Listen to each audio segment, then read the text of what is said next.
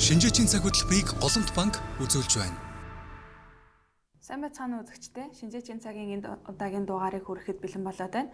Энэ удаагийн дугаарыг Голомт банкны ерөнхий эдийн засгч Арман Миниби эдийн засгийн шинжээч цацралын хамт хүрэхэд бэлэн болоод байна. Тэгэхээр 2025 оны эдийн засгийн үзүүлэлтүүдийн талаарх хамгийн сүүлийн тоон статистикийг үндэсний статистикийн хорооноос зарлаад байгаа. Тэгэхээр 2025 онд эдийн засгийн үзүүлэлтүүд ямар байсан бэ? Үүний цаана чанарын болон тоон үзүүлэлтүүдийн хувьд ямархуу дүр зурагтай байсан он жил өнгөрсөн бэ гэдгийг дүгнэхээр энэ удаагийн дугаарыг бэлтгээд байна. За 2025 оны хувьд гэх юм бол Монгол улсын эдийн засгийн өсөлт бол тоон бол цайхан зарлагдсан байгаа те. Тэгэхээр мэдээж эдийн засгийн өсөлтийг тооцохдоо бид хоёр төрлийн аргаар бол тооцож авч үздэг байгаа даа. За тэгэхээр мэдээж одоо эдийн засгийн өсөлт гэдэг бол мэдээж дотоодын нийт бүтээгдэхүүнээр хэмжигдэн. Тэгэхээр дотоодын нийт бүтээгдэхүүний өсөлтийг хэмжихдээ эцсийн ашиглалтын арга болон үйлдвэрлэлийн аргаар гэж хоёр төрлийн аргаар тооцдог байгаа даа. Тэгэхээр эцсийн ашиглалтын арга гэж юу хэлээд байгаа вэ гэхээр эцсийн ашиглалтын арга бол илүү одоо эдийн засгийг хэрэглээ талаас нь авч үздэг буюу өрхийн хэрэглээ хэр байсан, төрийн хэрэглээ хэр байсан тухай бол авч үздэг бол үйлдвэрлэлийн одоо аргаар тооцдог арга маань өөрөө эдийн засагт үйл ажиллагаа явуулж байгаа гол салбаруудын үзүүлэлт хэр байсанд бол үндэслэх байгаа даа. За тэгэхээр юуны төрөнд бол эцсийн ашиглалтын аргаар эдийн засгийн өсөлтийн хувь хэмжээ бол 2025 оны байдлаар 6.9% гарсан. Тэгэхээр 6.9% гарахад яг гол бүрэлдэхүүн үзүүлэлтүүд маань юу байдаг вэ гэхээр нэгт бол эцсийн хэрэглээ. За эцсийн хэрэглээд бол өрхийн болон төрийн хэрэглээний нийлбэрийг авч үздэг бол нөгөө талд цэвэр экспорт болон хөрөнгийн нийт хуримтлалын дүнгууд бол багтдаг байгаа даа. Тэгэхээр 6.9%-тай гарахад 5.3%-ыг нь зангаараа эцсийн хэрэглээ бол бүрдүүлсэн байгаа даа. Тэгэхээр эцсийн хэрэглээ дотроо өөрөө өрхийн хэрэглээний одоо бүрдүүлсэн хувь хэмжээ бол 6.6% байгаа даа. За харин төрийн байгууллагын хэрэглээ бол 1.3%-аар бол буурсан дүнтэй. Тэгэхээр төрийн хэрэглээ ер нь бол 2025 оны байдлаар яагаад буурсан дүн бол хэдүүлээ товчхон тайлбарлах юм бол за 2023 болон 2024 онуудад бол төрийн албан агштын цалин пүнлүү маш ихээр нэмэгдсэн. За тэгээд урсгал зардлын өсөлт өндөр байсантай бол холбоотой. За тэгтэл 25 онд бол өмнө жилийн өсөлтүүдийг бол мэдээж гүйцэхгүй. Тэгэхээр зөвхөн одоо инфляцтай уялдуулсан тэтгэврийн тэтгэмжийн хувь хэмжээ 6 орчим хувиар нэмэгдсэн одоо дүр дүнгууд бол харагдаж байгаа. Тэгэхээр энэ мэтчлэнгээр бол ерөнхийдөө сүүлийн 3 жилийн тоо статистикийг төрийн болон өрхийн хэрэглээний түвшинд аваад үзэх юм бол за төрийн хэрэглээ бол 23 онд 3.2%-аар өссөн. За 24 онд 18.3%-аар болж өрхийн хэрэглээг бол давсан байгаа даа. За харин 25 оны байдлаар өмнө жилээс бол 6.1%-аар бол буурсан түнтэй. За мэдээж төрийн хэрэглээ буюу төрийн хэрэглээ дотроо цалин пүнлөөний өсөлт бол яригдж байгаа. Тэгэхээр мэдээж цалин өсгийн хэрээр одоо хэрэглээний эрэлт бол нэмэгддэг. Тэгэхээр өрхийн хэрэглээ ч гэсэн дагаад бол өссөн бол одоо дүр зурагтай байсан 2024 онд. За харин 25 оны хувьд гэх юм бол өрхийн хэрэглээ 9.2%-аар л өссөн юм дүр зурагтай байна гэж харж болж байгаа. Тэгэхээр ер нь л одоо эцсийн ашиглалтын аргаар тооцсон эдийн засгийн өсөлтийн маань дүн ихэвчлэн өрхийн хэрэглээний өсөлтөөр бол дэмжигдсэн гэж хэлж болохоор байгаа. За нөгөө талд бас нэгэн эерэг үзүүлэлт бол цэвэр экспортын дүн одоо 6.9%-ийн 5.1%-ийг бас бүрдүүлж байгаа дүр зурагтай харагдаж байна. Тэгэхээр цэвэр экспорт маань өөрөө юуг илэрхийлдэг вэ гэхээр мэдээж одоо экспорт болон импортын өсөлтийн зөрөөг илэрхийлж байгаа. Тэгэхээр нөгөө талдаа 25 оны хувьд гэх юм бол 24 онтой харьцуулах юм бол экспорт, импортын өсөлт аль аль нь бол буурсан дүр зурагтай. Гэсэн хэдий ч гэсэн өнгөрсөн жил бол нүүрсний одоо эрэлт өндөр байсан. Бид нар нүүрсээ маш сайн экспортлсон. Гэтэ 25 онд бас яг өмнө хэмжээнд экспортлсон ч гэсэн ерөнхийдөө бол одоо баг зэрэг бол үнийн бууралтаас шалтгаалж одоо бууралт үзүүлсэн тийм одоо сөрөг үр дүн бол харагдаж байгаа. За тэгэхээр ер нь бол экспорт импортын өсөлтийн хувь бол баг зэрэг буурсан ч гэсэн цэвэр дүнгээр бол одоо эерэг гарсан бол одоо статистик бол гарч ирж байгаа.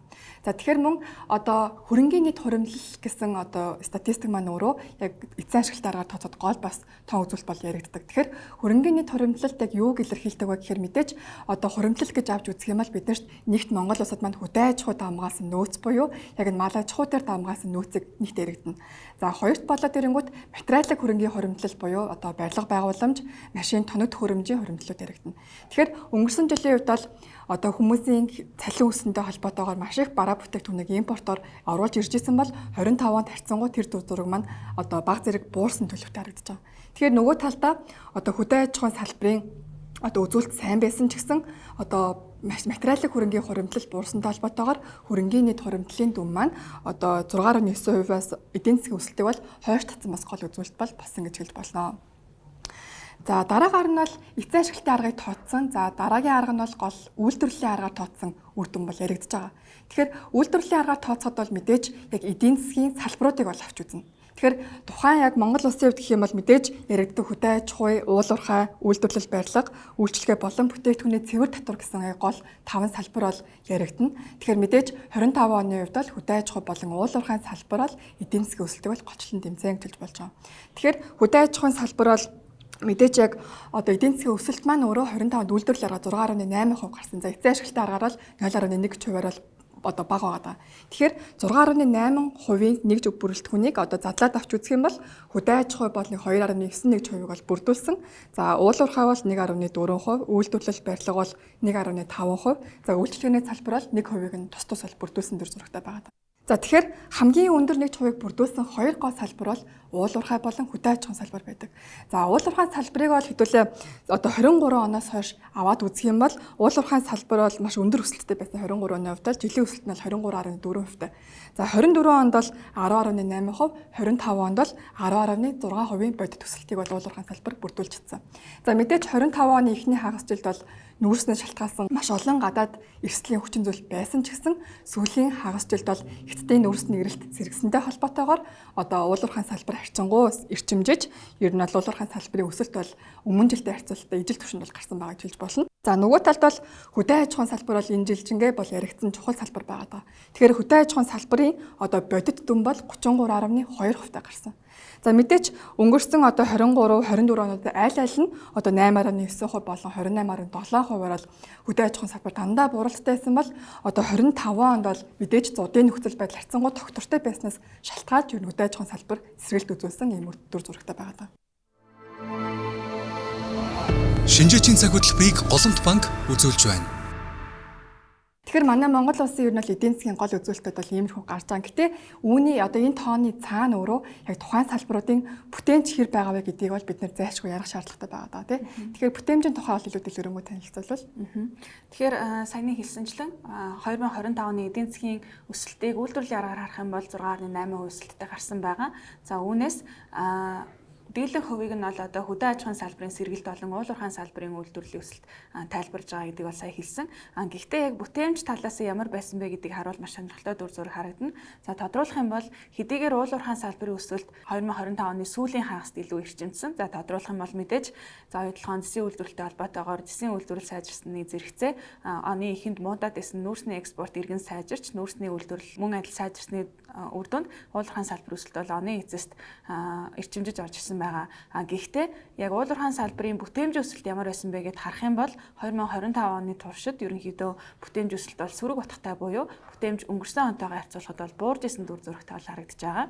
За харин хөдөө аж ахуйн салбарын хувьд авч үзэх юм бол өмнөх оны зуудын хүндрэлээс сэргэж байгаа гэдэг одоо өндөр өсөлтийн хувийг харуулж байгаа ч гэсэн бүтээмж талаасаа ч гэсэн өмнөх онтойгоо харьцуулахад бол харьцангуй өндөр хувийн өсөлтийг бол харуулж исэн ийм дүр зураг ажиглагдаж байгаа юм. Үүн дээрээс одоо яг онцолж хэлэх нь юу вэ гэхээр бид нар саяны хэлсэнчлэн үйлдвэрлэлийн голлох салбаруудаар нь харьцуулаад харах юм бол хөдөө аж ахуйн салбарын бүтээмж нь бол өөрөө бусад салбаруудтай харьцуулахад харьцангуй бага үзүүлэлттэй байдаг нь бол харагдаж байна. Сүүлийн одоо 5 жилийн дунджаар харахад бол нэг 2 орчим сая төгрөгийн бүтээмжийг хөдөө аж ахуйн салбарын нэг ажилчинд одоо ногдох нэмийн үртгөр бол хэмжиж болж байгаа. Харин эсвэргээрээ уул уурхайн салбарын одоо бүтээмжийг харах юм бол сүүлийн 5 жилийн дунджаар за хөдөө аж ахуйн салбартай харьцуулахад одоо даруй одоо 8 дахин их буюу одоо 16 орчим сая төгрөгийн бүтээмжийг бол нэг ажилчин бүтээж гинэ гэж хэлж болохоор байгаа. За тэгэхээр бидний одоо хилдэгчлэн одоо эдийн засгийн өсөлт хэдийгээр ингээд 6.8% одоо хүлээлтээс өндөр хэмжээний өсөлтийг үзүүлээд байгаа ч гэсэн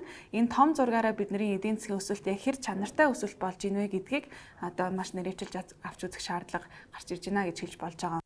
Ер нь одоо энэ бүтээмж гэж яриад байгаа үзүүлэлт нь яг юу вэ гэдээ авч үзэх юм бол энэ нь бол одоо яг аргачлалын хувьд тооцохдоо нийт дотоодын нийт бүтээгдэхүүн буюу одоо тухайн жилд үйлдвэрлэсэн нийт одоо үйлдвэрлэлийн хэмжээг нийт ажилчдын тоод хувааснараа одоо хөдөлмөрийн бүтээмжийг бид нэр тооцож гаргаж ирж байгаа. Тэгэхээр нэг ажилчин дунджаар хэдийн хэмжээний үйлдвэрлэлийг бий болгож чадж ийнэ гэдэг үзүүлэлт гэж ойлгож болно гэсэн үг. Одоо энэ энгийн одоо математик одоо аргачлал дээрээс одоо энгийн хувиргалт хийгээд харах юм бол эдийн засгийн өсөлт гэдэг маань өөрөө нэгдүгээрт одоо ажилчдын өсөлт буюу үүний цаана хүн амын өсөлт явж байгаа. Нөгөө талдаа бүтээмжийн өсөлтөөр тайлбарлагдаж байна гэсэн үг. За тэгэхээр хэрвээ хүн амын өсөлт удаашраад одоо зогсон байдалд орлоо гэж үзвэл бид нар эдийн засгийн өсөлтийг урт хугацаанд авч явахын тулд бүтээмжийн өсөлтийг байнга одоо нэмэгдүүлэх шаардлагатай байдаг юм байна гэсэн ойлголтыг бол харж болж байгаа юм. Тэгэхээр За өмнө хэлсэнчлэн хөдөө аж ахуйн салбар дээр бол бүтээмжийн өсөлт бусад салбаруудтай харьцуулахад маш бага түвшинд байгаа нь бол харагдаж байгаа. Яагаад ингэж байна вэ гэхээр мэдээж хөдөө аж ахуйн салбар маань бол өөрөө одоо мал аж ахуй дээр тулгуурласан хөдөө аж ахуйн салбар манай улсад байдаг. Тэгэхээр малын тоо толгойн өсөлт нь өөрөө одоо өмнөх жилтэйгээ харьцуулахад зуудын хүндрэлээс сэргээд нэмэгдээд ирсэн нь өөрөө юм тоон чанар тоо үзүүлэлтэн дээр үндэслэсэн юм өсөлт болж гинэ гэж харж болж байгаа. Харин нөгөө талдаа уулуур хаан салбарыг аваад үзэх юм бол мөн адил бүтээмжийн өсөлтийг нь харах юм бол сөрөг утгатай байгаад байгаа нь өөрөө одоо газрын баялаг өөрөө их хэмжээгээр олборлогдож гарч ирсэн дээр үндэслэсэн өсөлт гэж тайлбарлаж болж байгаа. Харин одоо нэг ажилчинд ногдох үйлдвэрлэлээр нь харах юм бол төдийлөн сайн үзүүлэлт харагдахгүй байгаа нь энэ одоо бүтээмжийг нэмэгдүүлэх одоо тал дээр анхаарах шаардлагатай юм уу да гэсэн ийм одоо мессежийг өгж ийн гэж хэлж болж байна. За харин хүн амын өсөлт хэрвээ бид нэр удаашраад одоо түрүүн хэлж үзсэнчлэн хэрвээ хүн амын өсөлт хэрвээ удаашраад хамбал бид нэр бүтээмжийг нэмэгдүүлэх чиглэлд байнга одоо бодлогын талаас ч одоо арга хэмжээ авч явах шаардлагатай юм байна. Хэрвээ уулуур хаан одоо салбар дээр үндэслэн одоо манай эдийн засгийн өсөлт яг энэ газрын доорх баялагийг гаргаж ирж ингээд нийт хэмжээгээрээ тэлж одоо эдийн засаг томорхоос илүүтэйгээр бүтээмж дээр суурилсан өсөлтийг бид нэр дунд болон урт хугацаанд бий болгож чадах юм бол эдийн засгийн өсөлт харьцангуй тогтвортой байх боломжтой юм а гэж хэлж болж байгаа. За тэгэхээр өөрөөр хэлэх юм бол бүтээмж өөрөө ингээд тогтвортой хэмжээнд өсөлттэй байгаад ирэх юм бол энэ нь өөрөө эдийн засаг потенциалаараа буюу нийт чадварын хувьд илүү сайжрах боломжийг үүсгэдэг. Харин бидний одоо хараад байгаа энэ эдийн засгийн тоон дээр суурилсан өсөлт буюу одоо энэ газраас гарч ирсэн баялагийг олборлож гарч ирэх малын тоо толгой өсөх гэх мэт одоо энэ тоон дээр суурилсан өсөлт нь үргэлжлээд байх нь өөрөө потенциалыг өсгөхөөс илүүтэйгээр тухайн потенциалаас давсан хэмжээний зөвөр одоо нэмэлт одоо үйлдвэрлэлийг бий болгож байна гэсэн үг. Энэ нь яг үүндээ богино хугацаанд хэдийгээр эдийн засгийн өсөлт ингээд сайжраад байгаа юм шиг харагдаад байгаа ч гэсэн эдийн засагт илүү халалт бий болох потенциалаас давсан хэмжээний одоо идэвхжил үүснээр энэ өөрөө эргээд эрэлтээс үүсэлтэйгээр инфляцийг эрчимжүүлэх, эргээд инфляцийг бууруулахын тулд одоо бодлогын арга хэмжээ авах, энэ нь эргээд эдийн засгийн идэвхжлийг хумих гэх мэт одоо дунд хугацаанд ингээд магадгүй сөрөг үр дагаврыг үүсгэх боломжтой гэж үзэж байгаа маа. Тэгэхээр бид нар бүтээмжтэй өсөлтийг яг одоо анхаарч авч үзэх нь илүү чухал болж байна гэж ойлгож болж байна. Шинжээчийн цаг хөтөлбөрийг Голомт банк үзүүлж байна. Бүтээмжтэй бас адилхан бас нэг чухал ойлголттой бол тий макро эдийн засагт одоо яригддаг нэгэн чухал үзүүлэлт бол яг өрхийн орлого болон зарлагын хэмжээ байдаг тий. За тэгэхээр одоо 2025 оны 4-р улирлын байдлаар одоо өрхийн бодит орлого зарлагын хэмжээ яг ямар түвшинд байгаа байдлаар статистик мэдээлэл бол гарсан байгаа даа. За тэгэхээр өсөлтийн хувьд бол яг нэрсэн дүнгээр аваад үзэх юм бол өрхийн орлого маань 3 сая төгрөсөн дундаж орлого. За нөгөө талдаа өрхийн дундаж зарлага бол 3.1 сая төгрөсөн буюу зарлага нь одоо орлогоо давсан юм үзүүлэлттэй байгаа даа. За тэгэхээр нөгөө талдаа бид нар яг нэрсэн яагаад бодит гэж хоёр хувааж авч үзээд байгаа гэхээр мэдээж бодит орлого зарлага гэдэг бол инфляцийн одоо зөрүүг басаж тооцсон дүн. Тэгэхээр 3 сая хэмжээг бид 3 саяын цалин ол дунджаар бол нэг хүрэх бол авч байгаа гэж үзэж байгаа бол тэндээс инфляцийг хасаж тооцсон дүн маань хэд байгаа вэ гэхээр одоо бодит орлогын хувьд бол 1.9 сая орчимд бол тэнцэж байгаа. Тэгэхээр одоо яг бодит орлогын өсөлтийг харах юм бол 5 орчим хувьтай, нэрэлсэн одоо орлогын өсөлтийг харах юм бол 14 орчим хувьтай юм зөрүүтэй дүн бол яригдж байгаа гэсэн үг. Тэгэхээр ер нь л орлогын энэ өсөлт маань өөрөө юунаас ба шалтгаалж байгаа вэ гэхээр мэдээж одоо яг энэ бараа бүтээгдэхүүний үнийн өсөлт бол эрчимтэй байгаа те 2025 оны үед гэх юм бол инфляцийн түвшнийг 7-оос 9 орчим хувьд бол хэдбэлцсэн. Тэгэхээр нэг талдаа одоо мэдээж цалингийн өсөлт байгаа ч гэсэн инфляцийн өсөлтийг төдий хэмжээгээр өндөр байгаа учраас өөрөө энэ маань өөрөө бодит орлогын ерөөс өсөх чадвар маш багатай. Тэгэхээр нөгөө талдаа одоо иргэдийн худалдаа авах чадвар бол муу байна гэж бол хэлж болохоор байгаа даа гэсэн үг. За харин одоо нэг өрхийн бодит мөнгө орлогыг одоо бүрдлийг нь задлаад харах юм бол 57 орчим хувийг нь цалин бүрдүүлж байна. За 21 орчим хувийг нь тэтгэвэр тэтгэмж. За 7.9 хувийг нь хөдөө аж ахуйн орлого болон үлдсэн 13 хувийг нь бусад орлого гэсэн бүрэлдэхүүн бол одоо бүрдүүлж байна гэж хэлж болж байна. За харин одоо аймгаар болон хотоор нь илүү ялгаад авч үзэх юм бол нэрэлсэн орлого бол Улаанбаатар хотод 3.4 сая төгрөг байгаа ч гэсэн аймгийн төвд бол нэг 20.8%, за сумын төвд бол нэг 32.8%-аас одоо илүү одоо аймаг болон сумын төвүүдээс Улаанбаатар хотын нэл хамаагүй өндөр байгаа юм дүр зурагт бол ажиглагдаж байгаа. За харин зарлагын бүтцэн маань өөрөө яагаад юу нэлээд гараад байгаа вэ гэдгийг л илүү бүтцээр нь авч үзэх юм бол мөнгөн зарлагын 70 орчим хувийг нь дангаараа хүнсний бус бараа бүрдүүлж байна. За тэгэхээр хүнсний бус бараа гэдэг донд бидний хэрэгжилж байгаа өдөр тутмын одоо хувцас хэрэглэл за тэгээ машин тоног төхөөрөмжүүд ч гэсэн бол ороо явдаг. За тэгээд 17 орчим хувийг нь хүнсний бүтээгдэхүүний зарлага бүрдүүлж байгаа. Тэгэхээр ерөнхийдөө бол ер нь одоо зарлагын хэмжээ бол хүнсний бус болон хүнсний бүтээгдэхүүн дээр маш өндөр байгаа учраас нэг талдаа ер нь л хүмүүсийн яг гар дээр авж байгаа цалингийн хэмжээ маань өөрөө яг хэрэглээгээ бас хангаж чадахгүй яг байна гэсэн тийм дүр зураг бол харагдаж байна гэж хэлж болж байгаа. Тэгэхээр ер нь бол 23, 24, 25 онуудад яг засгийн талаас бол засгийн газраас ямар төрлийн арга хэмжээг авч яг нүрхийн орлогыг нэмэгдүүлэхэд нөлөө үзүүлсэн мэй гэдэг хөтөлбөрөд товчхон аваад үзье. За 23 онд бол төрийн албан агентын цалин 40 орчим хувь хүртэл нэмэгдүүлсэн одоо тийм нөлөө явуулсан. За тэгээд ахмад тасны тэтгэврийн дундад хэмжээ 675 мянган төгрөгөд хүрсэн байгаа. За 24 онд л аваад үзэх юм бол тэтгэврийн хэмжээг 100 мянган төгрөгөөр нэмэгдүүлсэн. За төрийн албан агентын цалин ч гэсэн 10-аас 20% бол тус нэмэгдүүлсэн өнгөрсөн. Одоо 23 болон 24 онуудад. За 25 онд гэх юм бол харьцангуй нэмэгдлийн хувьд гэх юм бол төрийн албан агентын цалин бол 6 орчим хувиар нэмэгдүүлсэн. За тэтгэврийн хэмжээ бол 875 мянган төгрөг болж өссөн байгаа. Тэгэхээр энэ мэтчлэн ер нь бол тэтгэврийн одоо орлогын хэмжээний өсөлт маань нөгөө талдаа шууд хэрэглээг өсгөх юм нөлөөг бол бий болгож байна гэж харж байгаа. Шинжээчийн цаг хөтөлбөрийг Голомт банк үзүүлж байна. За тэгэхээр цаашдаад ер нь бол яг энэ хэрэглээнээс шалтгаалсан инфляцийн түвшинг ямар байгаа талаар төлөөд дэлгэрэнгүй авч үзье те. За тэгэхээр саяны хэлсэнчлэн өрхийн орлого зарлагыг яг бодит дүнгээр өснө үгүй юу гэдгийг тайлбарлахад инфляцийн түвшин маш чухал үзүүлэлт болж өгөх нь харагдаж байна. Тэгэхээр инфляцийн түвшин өнгөрсөн онд ямархуу одоо дүр зурагтай байсан бэ гэдэг одоо динамик хугацаагаар нь авч үзэх юм бол мэдээж 2025 оны эхний хагаст бол инфляц харьцангуй буурах хандлагатай байжгаад оны 2 дугаар хагасаас харьцангуй өсөж эхэлж байсан. Гэхдээ 2024 оны сүүлээр цахилгааны үнийг нэмэгдүүлж исэн нь суур нөлөө арилснараа инфляц алгуур буурах одоо дүр зураг сүүлийн саруудад бол ажиглагдсан байгаа. За ерөнхийдөө дэлгэрэнгүй авч үзэх юм бол 2025 оны эхэнд буюу 3 дугаар сард Монгол анхны мөнгөний бодлогын хорооноос бодлогын хөвг нэмэгдүүлэх шийдвэр гарч ерөнхийдөө мөнгөний бодлогын хатуу төлөвч шилжснээрээ инфляцийн өсөлтийг бас одоо харьцангуй сааруулах юм нөлөө үзүүлж эхэлсэн. Энэ цаанаа ямар учиртай байсан бэ гэдгийг товчхон аваад үзэх юм бол мэдээж нөгөө талдаа зээлийн өсөлт маш хурдцтайгаар өссөн хэвээр байсан. Үүн дотроо бизнесийн зээл өсөхийн хажуугаар хэрэглээний зээлийн өсөлт харьцангуй өндөр байсантай холбоотойгоор одоо иргэдийн одоо төлбөрийн дарамт нэмэгдэх цаашлаад одоо хэрэглээний зээлийн чанаргууд л нэмэгдэх гэдэг одоо эрсдэлтэй хүчин зүйлсээс урьдчилсан сэргийлэх байдлаар мөнгөний бодлогын төлөвийг хатууруулж бодлогын хөөг өсгснөөрөө одоо зээлийн өсөлт мөнгөний нийлүүлэлтийг дагаад эрчимжижсэн инфляцийн өсөлтийг бол алгуур сааруулад инфляцийг бол буурах юм нөхцөл байдлыг бол үүсгэсэн байгаа. Гэсэн хэдий ч инфляцийн өсөлт бол одоо оны сүүлийн хагаст харьцангуй нэмэгдэж эхэлсэн нь бол нэг талаасаа төгрөгийн ханш харьцангуй суларч эхэлсэнтэй холбоотойгоор импортын барааны үн нэмэгдэж эхэлсэн. За түүнчлэн одоо намрын улиралд ургац хураалт харьцангуй муу байсантай холбоотойгоор хүнсний үн, гурилан бүтээгдэхүүний үн бол харьцангуй өндөрт хадгалагдсан. За түүнчлэн махны үн бол одоо оны сүүлд улирлын хандлагаараа дагаж буурдаг боловч одоо энэ хандлагаа дагаагүй холбоотойгоор махны үн харьцангуй өндөрт хадгалагдсан зэрэг одоо хүчин зүйлс нь л одоо хүнсний инфляцийг харьцангуй өндөр байлгаж олмаар инфляц бол харьцангуй өндөр байх юм одоо нөхцөлийг бүрдүүлсэн байгаа.